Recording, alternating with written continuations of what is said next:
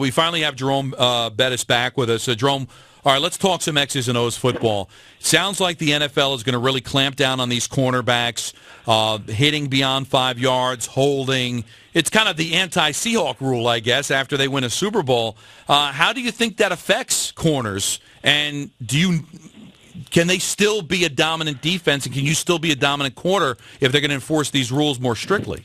Yeah, if they enforce the rules more strictly, then no, it becomes a quarterback's league, and that's what they've always been leaning towards. Being an offensive player is still disappointing to hear, the rules and the changes, because at some point you have to be a physical football team. And for you to take the hand checking away and force the defensive backs to not be able to touch a guy, those are problems. I think with the game itself, the game is meant to be played physically, and now you take the physicality away from the game. I think it really hurts. All right, the Jets had a lot to say. I don't know if you heard. Geno Smith said he expects to be a top 5 quarterback. Calvin Pace said we have the top defense in the league. Dean Milner said I'm the best cornerback in the league. From someone on another team, do you pay attention to that? Like, is that something that as you go into a typical Sunday, you put that on the bulletin board? It's not about your team, but is that stuff that you pay attention to, or is this just talk in July and it won't matter when we get down to the season? Nah, it doesn't matter. I think the receivers may pick on Milner a little bit, Milner rather.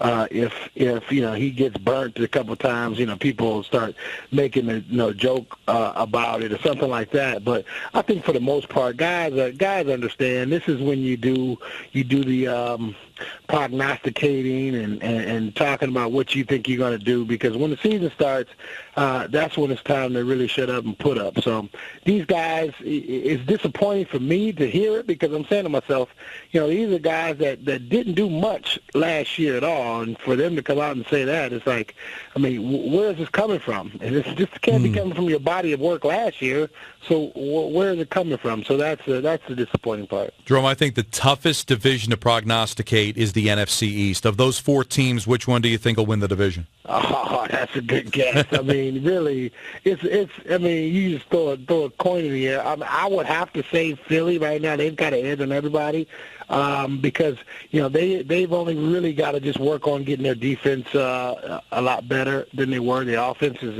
pretty much in sync. Everybody else has got offense and defensive issues that they need to really work on, and some, like the Dallas Cowboys, they have a defense that they're just going to have to work with. So that's a tough division. Jerome, have some fun. We'll talk to you throughout the season. Hey, thanks a lot.